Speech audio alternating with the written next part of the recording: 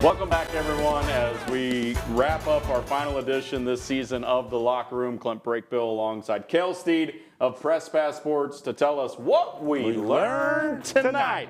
All right, we're going to go through classification by classification, and let's start with some of the notable games from each one, starting with the Palo Duro Dons. What a season it was. They had that long winning streak and a chance to win tonight. Yeah, and they did, and they rallied.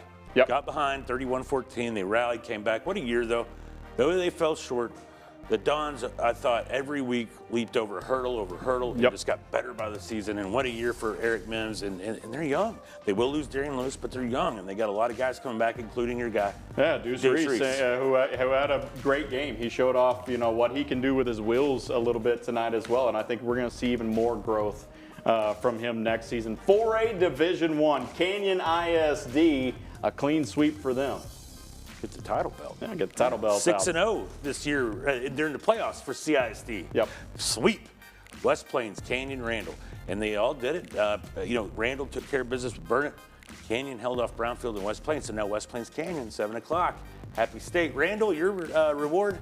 Stephenville. They'll be big underdogs in that game because Stephenville is top 2 in the state for a reason. Yes. Same with West Plains. We'll likely be big favorites against Canyon, but still a rivalry game, meeting for the second time. Anything can happen. How about your Canadian Wildcats? Yeah, the Wildcats, this is a game early. I think a lot of people thought Canadian would go in and roll. Sure. Kahoma was better this year. This was 21-14.5. A couple of mistakes from Canadian giving up the deep ball. Second half kind of got it going. You saw Parker Sanchez. I think he had a scoop and score, pick 6. Yep. Big win. They take on Idalou. 2 o'clock, Bivens. Dick Bivens, Friday. Yeah, Part of a doubleheader. Yeah, that'll be a fun doubleheader that we're going to get to in just a second. West Texas High. Ooh. And let's just start there. West Texas High, you got to see this one, a back-and-forth battle against a traditional team in Holland. This was a great game. And this was 2 teams that mirrored each other very well. Very identical teams. But in the last 9 minutes of that game, Cade Winters proved why he was the best player on the field and one of the best players in the region. Yep. What a win. 1989, last time they were 12-0. I know you said that earlier. This was huge. This was a team that played with their backs against the wall and stepped up when they needed to. Now they get Newholm, 2 o'clock Friday in Floydada. That's going to be a good one. That's going to be a great game. Newholm's a very good team. Brayson Beck, really good quarterback. John Ward, a great coach. This will be a great game for West Texas High. Panhandle falls. Spearman wins. Both 1-point games. Yeah, you hate it for Panhandle. We wanted to see Dane Ashley's team break through. Yes. This was our final time to see Broxton Robinson, man, in a high school uniform.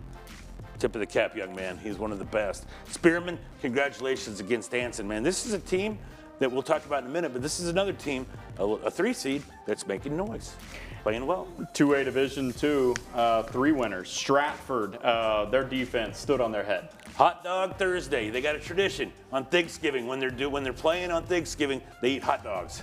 How great is that? A long-standing tradition. It's nice when you can have a tradition of playing in past Thanksgiving. Canadian and Stratford, I think their season is a disappointment if they're not playing past Thanksgiving. Bovina is who Stratford will be playing. One of the better stories in all of the UIL, in my opinion. Oh, I completely agree. And they got a football playing Jack and Angel Laura, man. They've let him off the leash in the last 2 weeks, dude. It's like he is a pit bull, dude, and he's playing like that. A 4 seed that knocked off the 1 seed, a back-to-back district champion in Hale Center. And then the team they beat tonight beat them 37-0 earlier in the season. They beat them 24-16. Groover against a good Wink team. Buried them. I mean, we didn't see that coming. Not that bad. And they just took it to Brian Gibson's team and just hammered them. Rick Satterfield with a huge game. And then I want to give real quick, my podcast partner, Craig Sperry, you're fired. You're fired.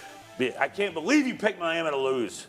Miami beat Sands 58-57. How about them Warriors? The last team Max and I were watching this game. The score flip-flopped so many times. It was like a close basketball game where it was like layup, put them up by 1. Layup, put them up, the other team up. It was back and forth. Miami found a way to get it done. Real quick, where was Stratford? Stratford, Bovina, 6 o'clock. That's the other part of that doubleheader we were mentioning. 6 o'clock Friday at Bivens. Groover. Happy State Bank Stadium, 2 o'clock. Thank you for having me on all year, Clint. I appreciate you as always. Have a happy Thanksgiving. Absolutely, and thank you guys for joining us all season long. For the 2025 season, thank you for joining us on The Locker Room.